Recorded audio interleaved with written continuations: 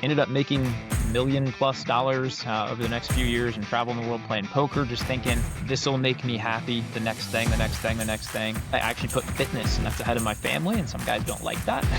But fitness to me isn't just can you have an eight pack or can you deadlift a certain amount. It's born into myself even before my family gets up, so I am the best version of myself for them. I just noticed that, man, when I eat like crap, I'm less patient with my kids. So I view that as almost just like a battle that I need to win for my family. Joining me to talk about the Monolithic Man thesis is Tyler Todt. Thank you for joining me, sir. Fired up to be here, Ken. Thanks for having me on. It's an honor, brother. Enjoyed every interaction we've ever had online, man. You're a great dude, and I like all the things you stand for. So I'm really grateful and humbled to be a part of your project, man. Awesome. It took a little bit to schedule this, as with most monolithic men, we have busy schedules. Our families come first. So I just appreciate you taking the time. Of course, man. All right. So before we jump into the research, I want to give you a chance to tell us about yourself, about your family, your background, whatever you're comfortable sharing. Go for it. Yeah, man. So I had a pretty interesting life. I'll start. I was raised in the church. Went off to a secular university then at 18 or 19. I kind of thrown to the wolves, man. It's opened my eyes looking back now that I'm a parent, but it's just kind of crazy. I was in this very container type environment where I went to church every week. I was in a Lutheran high school. All of a sudden, I'm dropped in a co-ed dorm where booze is flowing and all these things. And yeah, definitely turned my back from the Lord. Then found out my sophomore year I had a very unique talent for poker. Ended up making $1 million+ over the next few years and traveling the world playing poker, just thinking this will make me happy. The next thing, the next thing, the next thing. Had a really rough thing happen in maybe 27, 28, where I got humbled pretty big, and then a law change where I couldn't play online poker anymore. So I went from being a millionaire, kind of feeling like I had all these things together, to now I'm a college dropout overnight with no way to make money. Girl I was with left, and so it was a really hard time. At that point, man, I kind of remember just reaching out to a preacher friend and saying, I have everything the world says should make me happy, and I'm miserable. And he said, well, why don't you look into Jesus? And man, that just radically changed my life. It was, he challenged me to say a prayer for 30 days in a row. God, if you're real, show yourself to me. I prayed that prayer, and brother, I was out on a run in Las Vegas 22 days into that challenge. And I swear to you, I had an iPod shuffle, and I never had any Christian music on there at all. It was Tupac, it was Biggie, it was Nelly, all these, rappers back then. And a song came on my iPod, Holy is the Lord God Almighty. And I got angry when it first came on. I skipped the song. I got kind of, how did you let me get here to God? Next song, Holy is the Lord God Almighty. And I dropped to my knees and I said, I don't know what it really means to be a Christian. I don't think I've ever had. It was sort of my parents' faith growing up, but I'm going to follow Christ and I want to go this direction. Hasn't been easy since then. There's been lots of ups and downs. We can talk through those as we go, but that's the centerpiece of my life and where I'm always going to operate from now is that I'm a Christian first. I'm also a husband, been married coming up on 12 years. We have 3 awesome kids. We fostered 7 children. We have 1 bio daughter, 2 adopted sons. And yeah, man, that's me in a nutshell, I guess. I can get into anything else you want, but Yeah, it's funny how we can run away from God, but he's not going to let us do that sometimes. I did something similar. I was raised in a Christian home, met a woman who wasn't good for me and wasn't a believer. We had 2 kids, we got divorced, and now that's just part of my early story. And I've been married to my wife, Emily, for 11 years, and we have 4 kids of our own. So it's interesting how God can take very broken people and very broken situations and turn them into something very powerful. So similar Genesis story there. 59, what the enemy takes for evil, God can turn for good, man. And same way for me. I got 100%. married young to a gal that we had fun partying, and that was about the depth of our relationship. Recovering from that's pretty hard. That's a trend I'm seeing on social media. I've been interacting with a lot of posts on X about men. You need to look for a woman who's virtuous, somebody who's not just fun to be around, but also you have the same values and you're seeking the same thing. So it Yeah, sounds like we got some similar experiences there. That's that's right, interesting. man. Absolutely. It's just sometimes you fall for the wrong person and you think it's love, but it's actually something very different. So it's important for young men to make sure that what you're pursuing somebody for is for the right reasons. Christian podcast, but I'm gonna say you gotta think with the right head, gentlemen. Yeah. No, I love What it. to do when you're 20 years old, but Let's speak the truth. Let's go. Like that. Mhm. All right. So thank you for telling us about yourself. I do want to just present the monolithic man thesis, and this is evolving a little bit. Maybe that's not how research is actually supposed to work, but I'm really just trying to build a framework for busy dads who are trying to put presence in the home first. So my thesis that I'm working off of right now is that ambition will break your family unless you put in place intentional systems that protect that presence in the home. And a couple of things I want to get straight right off the bat is that this isn't red pill, this isn't manosphere. I think it's a good thing to dominate your career, but dominating your family in that way is not what I'm going for. We're leading by example. We're firm, we're authoritative, but we're inviting our family to follow us. We're modeling what Christ, how he leads the church. So I just want to get that clear right off the bat. The other thing that's important to me is this idea of seasons, that you're going to go through seasons where life hits you in the face with a sledgehammer, or maybe you're choosing to do something different for a while. But you don't want seasons to become the new norm. You got to work really hard to make sure that you have agreement with your family on what the season looks like. You define an exit of when you're going to get back to what I call sustainable life. I struggle with the term work life balance, not because the thing itself is a problem, but I think that in my experience, people talk about it as this perfect balance of work, life, fun.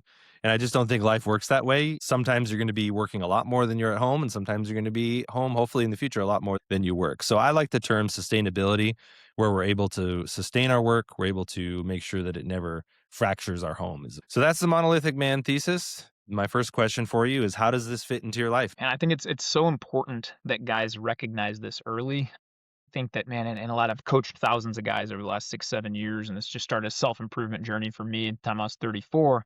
I ended up with my lovely wife now, man, who's just a saint, an awesome, awesome wife. But we ended up in couples therapy 2 years into marriage, and I'll never forget this moment.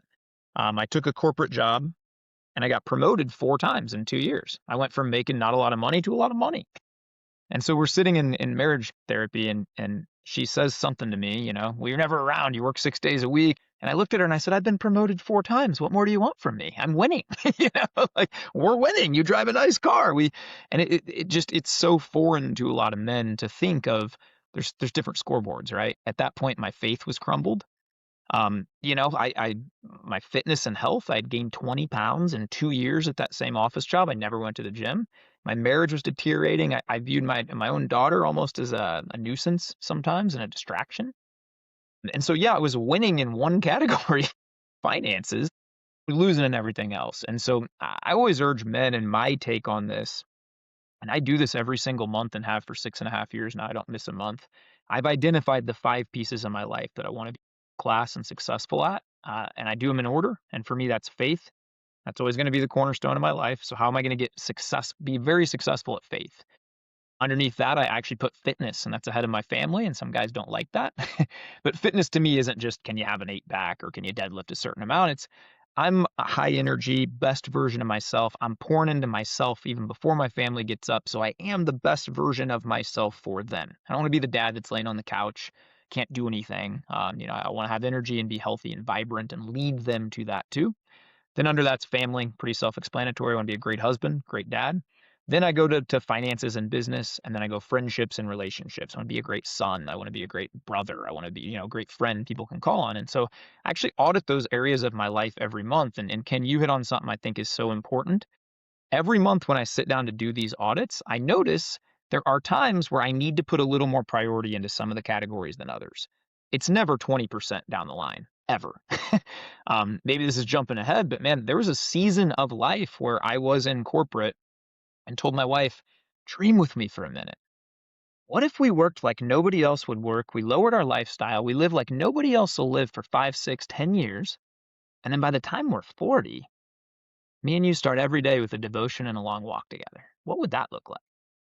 And then, we hashed that out. And so we did go into a season of, man, we're going to just chop our lifestyle down. We're going to focus on buying our time back, things like this. But I think you have to start with that clarity and that vision of what's really important to me. And then once you know that, I have those 5 pillars, nothing else matters. I don't watch TV in years. We don't even have TV. We don't have Netflix. I don't have those things. I used to watch sports 25 hours a week and say I didn't have time to do the side hustle or write the book or get to the gym.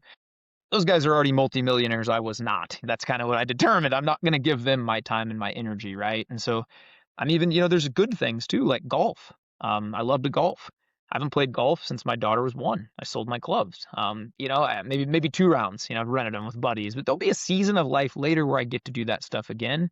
Right now, I'm in a different season, and so I think, you got to have these conversations with your wife and be on the same page about them. I think sometimes guys get lost in, we're grinding, we're grinding, we're grinding, and that's Yeah. not cool for the wife. And she needs to see the exit plan out, and you have to clearly communicate that. And so I urge guys to start with that clarity and what you want, but also like realizing you do get a dopamine hit every time you get paid and you save a little more money, and that can be a scoreboard for guys. Brother, I've had the privilege of coaching a legit billionaire who had 5 homes and every toy you could imagine and told me I'm the most miserable guy on earth. And when you meet guys like that and you realize, dude, there's no end game, right? I don't know if you saw a recent interview with Alex Hormozy, who I like a lot. He lives here in Yep. Vegas. I don't know him personally. I know people that know him. I've never heard a bad word about this guy. He's probably he's the most handsome guy in the world. He has a great marriage, right? Will be a billionaire if he's not already. Access to the best people, and he basically admitted to Tony Robbins, "I'm miserable. All I do is work." There's no integration of play and fun and faith and a deeper meaning and purpose. And so too many guys just get wrapped up in this, my worth depends on how much money I make and how much stuff I have. And that's the scoreboard. And I think you really got to peel that back and unlearn that as you're a man. Elon Musk just posted something too about that. I commented under that study Jesus' Sermon on the Mount. It talks about that quite a bit, and start there. You should just I told him, take a day off and study Jesus. Yeah. This understanding that money isn't going to bring purpose and fulfillment. It does buy freedom. It's just attention that men need to provide, you need to pursue, you need to build. I call it the empire, but it's going to be a smaller empire because your time needs to be focused on your family too. A phrase I threw around a lot early on, and I don't know if it'll make it in the book, but this idea that the empire serves the family. If you're going to build something, then it serves the family. You said something about fitness that is a little controversial for men in this space. I don't think I find it controversial. To me, when you've said that, I think it's reframing my perspective. I've always put fitness after family, and it's something that because I have 6 kids and work as much as I do, just never happens. If you don't mind, expand on that a little bit. How did you land on that? Yeah, one of the things I just had a night, man, where I decided I'm gonna change my life. I ended up crying for like 2 hours. My wife had said something like, "After therapy, you don't seem like you're happy, and I'll help you." And I just kind of realized I'm not being a great husband. I'm not doing the things I need to do. I'm a lukewarm Christian. I smile on Sundays and take the pictures. Again, I'm overweight and I'm drinking and I'm doing things I'm not proud of. And I just wrote down that night, people say all the time they're going to change their life. I'm going to change my life. And I wrote rules for myself. And the very first one was, you are up at 5 a.m. every day. And before your family is awake, you have bettered your mind, your body, and your soul.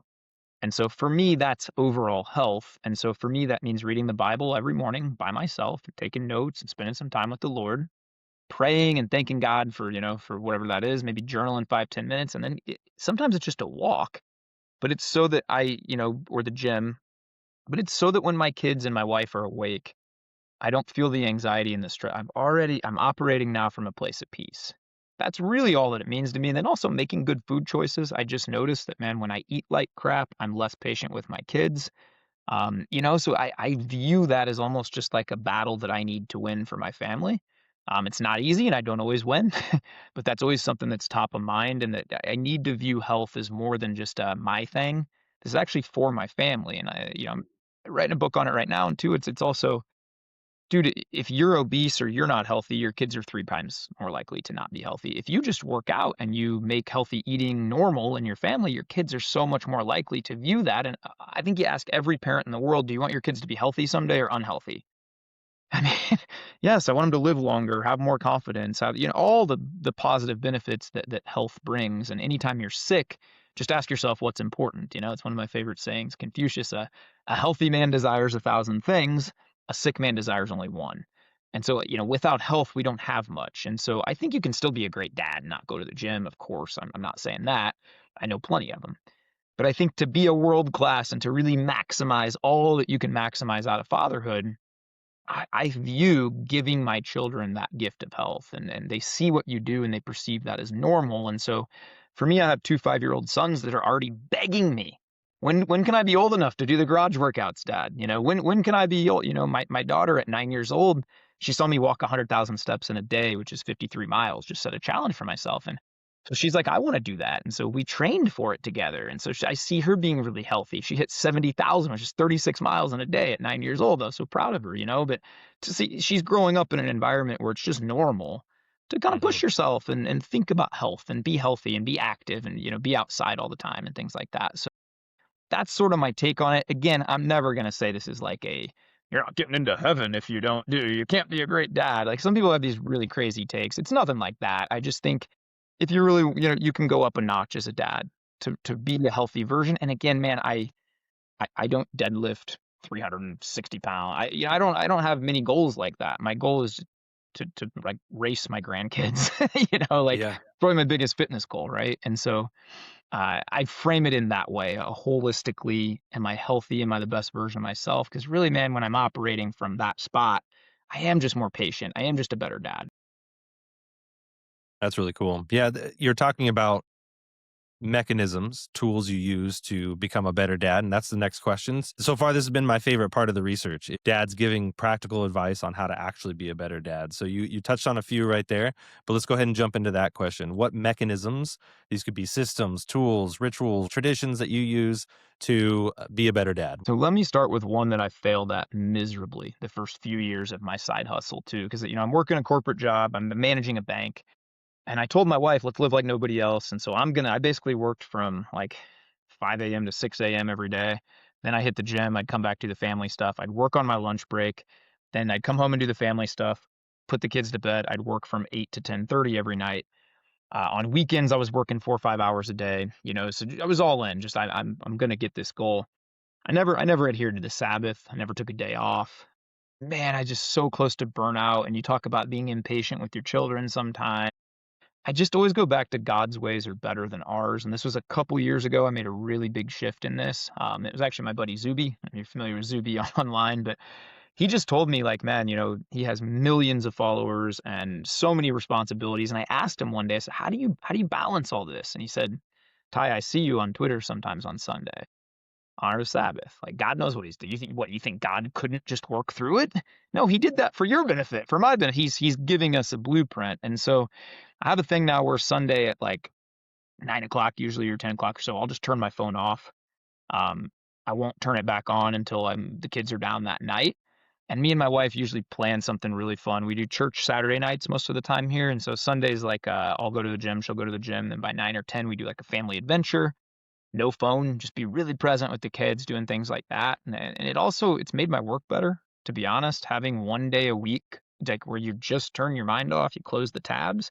I'm like excited again on Monday. Then, oh man, I can't wait to get back to this. Whereas when it never ends, man, it can feel like a real grind. And so, again, I'm always going to say God's ways are best. I think in that one, that's a lot of hustlers, a lot of guys that I like my work. I like what I do. I mean, it's crazy to me right now. This is part of my work, getting to chat with you and a great guy, like I like what I do generally 95% of it. I could do it all the time. But I think having those guardrails up helps. Another one, now I'm just going to go with all my failures. I remember about a year into starting my side hustle, my wife asked me one time, she pulled me aside and said, I love you. I love the passion. I see the vision. I see you're building. We're bringing in side money. We're doing great. She said, your daughter asked you a question 3 times tonight. She's only going to be 6 for so long. Like we got to figure out a better way. And so my wife is so wise, and I've passed this on to so many guys. What I started doing then is I would drive home from the bank, and instead of just racing inside and then being with my family, but I haven't really decompressed. I'm still feeling the anxiety from work. I've got emails and clients and things. I'm social media. I'm trying to catch up. I'm scrambling to do everything and be a superhero. She said, pull 2 blocks away and take 15 minutes. Catch up on everything you need to catch up on, and then just take 5, 10 deep breaths. Sort of reset that nervous system and visualize yourself being out of work mode and come into dad mode. And she said something I'll never forget. She said, our family does better when we have a locked in Tyler, even if it's for an hour a day, than a mundane, he's busy, he's distracted Tyler for 5 hours. So she's like, separate the two. And I've gotten a lot better at this over the years of, man, like you'll see me with my kids, really with my kids, not trying to do 10 things at once. Now, there are times where, of course, you're going to fail at this, but this is a big thing my wife and I talk about a lot is, can you separate it? And so there's times where I'm playing with my kids, right? And I'm at home and I have to say to them, hey, daddy has a work client right now. There's something I really need to take care of. Give me 15 minutes, buddy. I'll be right back. Okay, now you got to, but it's like a defined thing. Now, when I get back, I can take a deep breath. Okay, we're back in dad mode, right? I think a husband struggle with this too, where I struggle with this a lot. I'd be fixing problems at work all day. I race home. My wife might say something to me like, hey, Tyler, How was your day, Tyler? Well, stressful, this. I'm kind of spewing it, you know? And then she might tell me, the kids were really hard, this or this, and I'm still in work mode. I haven't decompressed. The anxiety's high. I'm thinking I'm not really. And so what do? I fix her problems. Well, you should take the kids to the park more. Well, you should do. I sent you that YouTube video on the. A lot of husbands make this mistake. I made this mistake a lot, and so taking that 4 or 5 deep breaths would also help me visualize and remember to walk in with the kind of energy to serve my wife and to thank my wife. And I made a thing to just never complain about my job anymore. So there were days where I would walk in, and my wife, it would be the worst day at work. I had to fire somebody, people called in, whatever it was. How was your day today, Ty? And I would just tell her, you know what? I got a paycheck and I got to take a walk at lunch. It's a grateful day. Grateful for that. And she kind of knew that was code. I don't want to complain. And then, it kind of just reset the whole home environment as well. And so that's probably a couple big things to dads. Like they're going to feed off your energy. If you're complaining, negative, preoccupied, stressed, impatient, just expect that your kids and your wife will be. But I've seen a huge shift in that over the few years for myself of just, not that little tiny 5-year-olds are still going to do tiny 5-year-old things, right? But for the most part, you can control a lot more than you think. So that little system of just don't go straight from a stressful work environment, even if you work from home, transition better. Don't just wrap up with work. And I get it. Like I felt guilty. I felt guilty being away from my family for 10 hours. So what did I do? I raced home. But then I'm still bringing all that stress in and all that stuff. And so that tip my wife gave me to just take sometimes even just a couple minutes and just breathe 5 or 10 times, that just became so powerful. And I would start to just pray a lot of time. God, I don't have anything left in the tank, but I still want to be a good dad. Can you just give me enough strength to go in there with a better attitude than I might, And that helps tremendously. That's really powerful, and especially inviting your wife to speak into your life, Yeah. that partnership that's really helpful and really healthy. Women have a different perspective than us men have, man. My wife's saved me from bad business deals. She just I ask her, I go to her and she's such a good way with this where I'll say, may I ask your perspective on this? And she almost always ends with, I know you're gonna do what you're gonna do, but here's my take. you know? Yeah. And Yeah. I We're stubborn. value, yeah, but I value her input so Yeah. much, man. She's really wise. And then the one other thing I'd love to add, me and my wife share a giant whiteboard. And this was given to me by an awesome guy named John Shoup. Shout out to John, 4 or 5 years ago on a men's retreat. He said him and his wife have a family meeting every Sunday. And so me and my wife started doing this, and now we don't miss a Sunday where we sit down and we look at our calendar together, day by day. Okay, the kids are going here. Now hey, you got a big work thing here. How can I best support you there? We just spend 15 minutes on a shared calendar kind of going through the week. Okay, here's our date nights. Here's our, here can we squeeze in some time here? Can we do a fun family activity here? And it's made, I think sometimes dads, we work, the mom runs the house. And to a degree, there's always going to be a little of that. My wife's going to just have last say on like a lot of school things, right? Like she just knows more than I do. Great. But I feel like I'm a part of it, man. I'm going to my son's kindergarten right after this. He has show and tell day. He's presenting some things. He's the VIP for the month. And so I get to be a part of that. So Now, I fun. wouldn't have even known that was going on, if my wife and I don't take a Sunday and we direct traffic together. And so that's also been a very helpful thing, a family meeting where you can just get on the same page as your wife. I noticed all of our marital troubles came from, it's Thursday at 2. I've got a big client call. She also runs a nonprofit. Now she's got something. One of us has to lose. And if we had just taken 10 minutes on Sunday and seen this coming and said, hey, let me see if I can reschedule that. Let me see if I can plug this around. We avoid a lot of those problems now. That's really cool. A core tenet of the Monolithic Man framework that I'm working on is this idea of integrated strength.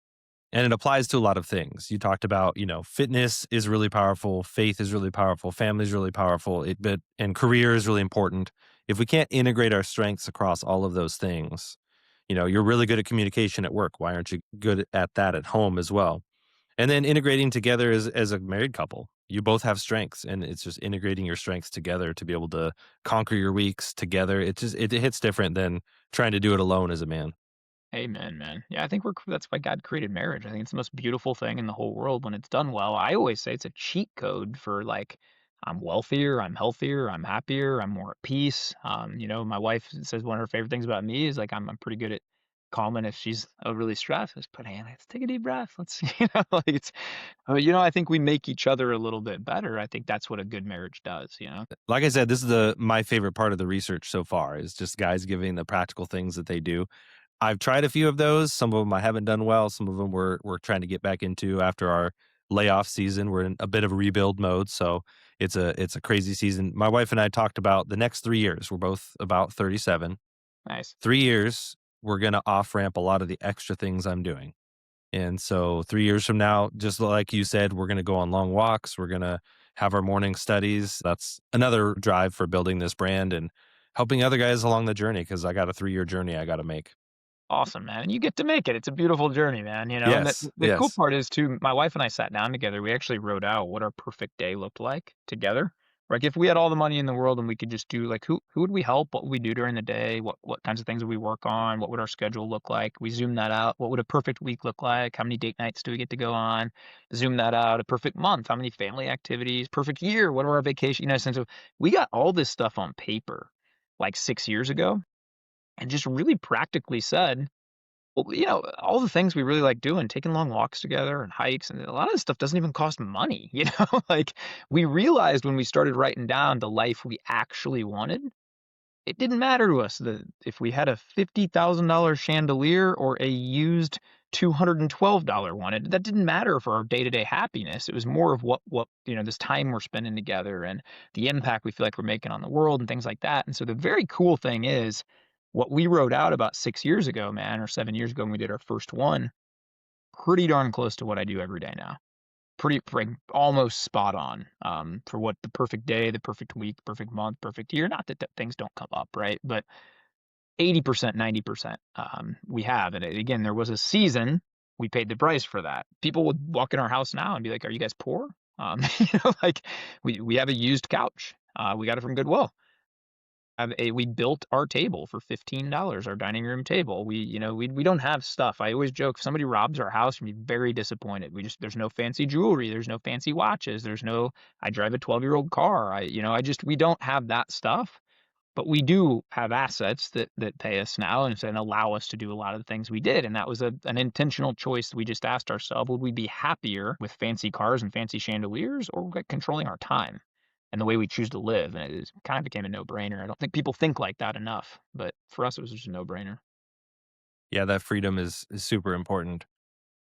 Culture was very different 20 years ago. A family wouldn't work towards having all these things, but now 20 years, 30 years, 40 years later, they own their home. They're able to buy whatever car they want with cash. That didn't happen overnight. I talked to a lot of young people at our church who want what their parents have right away when they get married, and it's just the culture now is very different. So if you can put aside those worldly things and build that little empire that serves your family so that you can go have those incredible experiences, that's our goal. We went on our first family cruise last year, maybe it was 2 years ago, and we're like, how do we get more of those? We got to go through a season of working really hard, and we got to decide that we don't care about what our cars and our furniture Great. looks like. So That's I agree awesome. with you there. That's huge. Yeah, I love that, man. I think that, again, we're just kind of, by the time you're 21 or 22, I bet you've seen 100,000 commercials telling you what success is.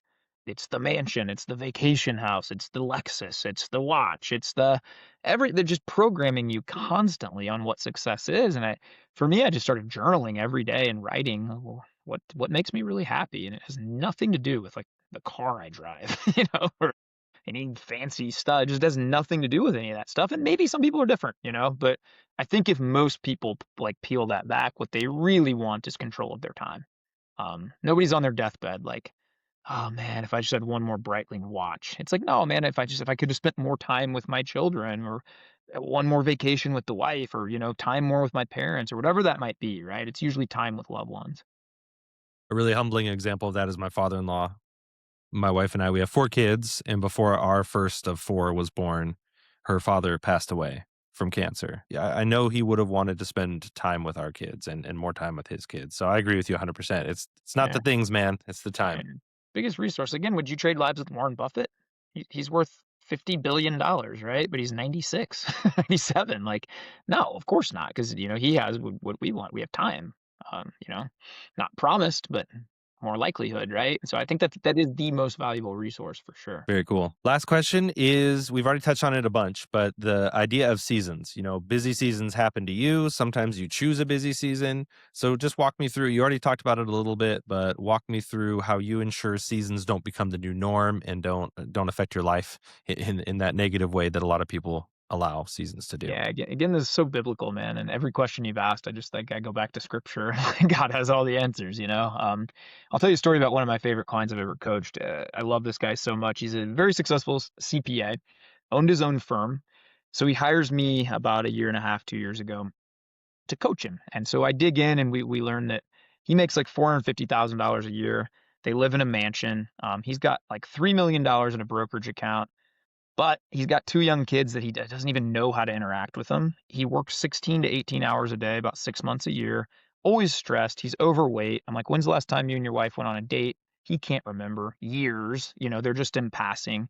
So, I always joke that he was one of my most successful clients, and we took him from making, 400 and some $1,000s a year down to like 300.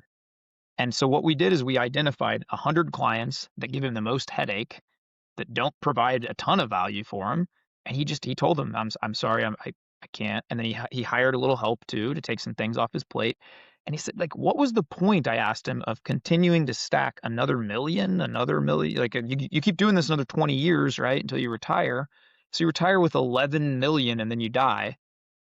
Like, is that better than retiring with 7 million and Yeah. you have more time with your wife? And so, yeah, he just reorganized his life. But I'll never forget one thing he said to me was, well, I just started doing this when I was 22, 23. That was winning to me. And so it was always bigger, bigger, bigger, scale, scale, scale, scale, scale.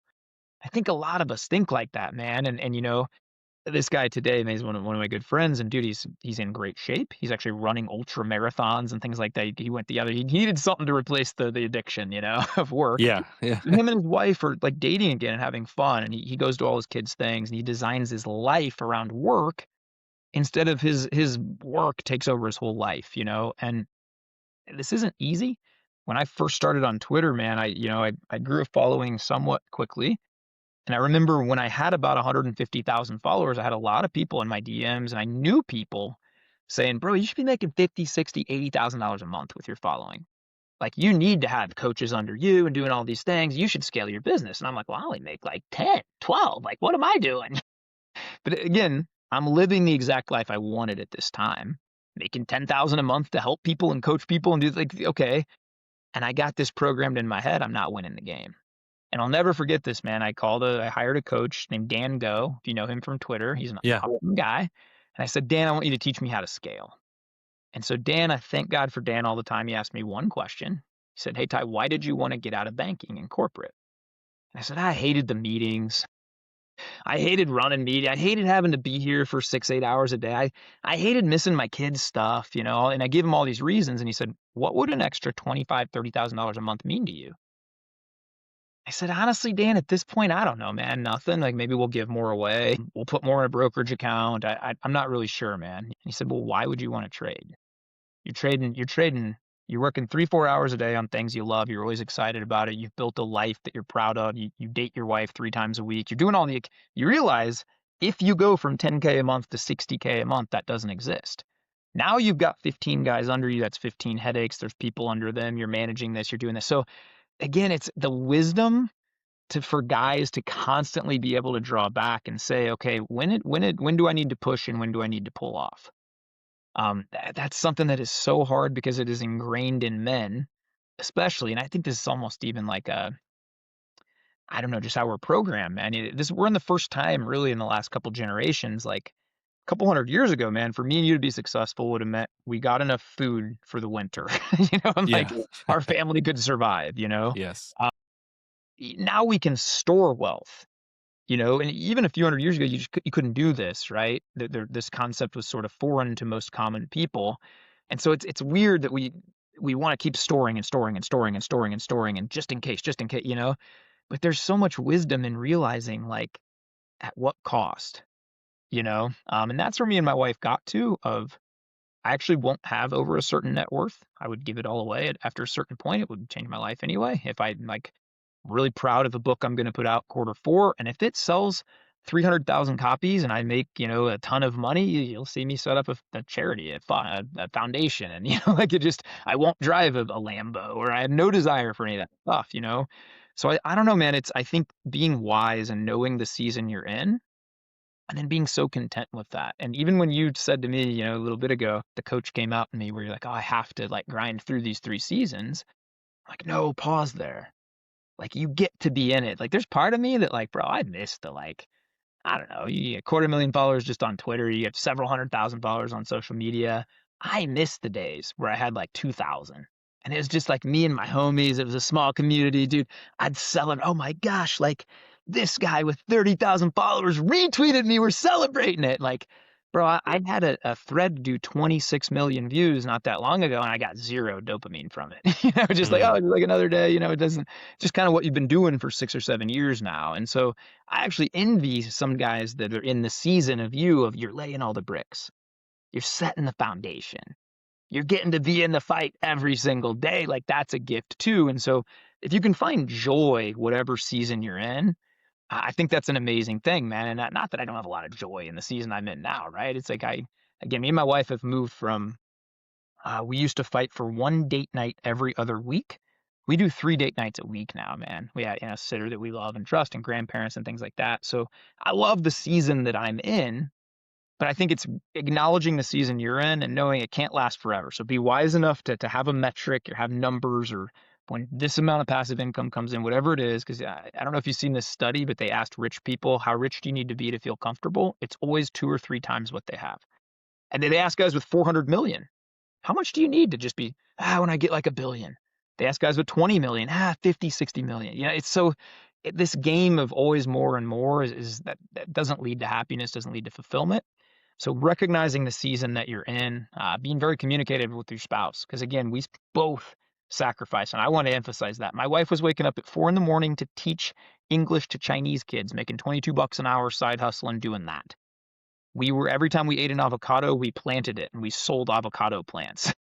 We were grinding together. We knew that was the season. I'm not doing some of those things anymore, but that was the season we were in. And so, being just happy with the season of life. I look at my parents who are almost 70, and the season of life they're in now is a lot of mentorship.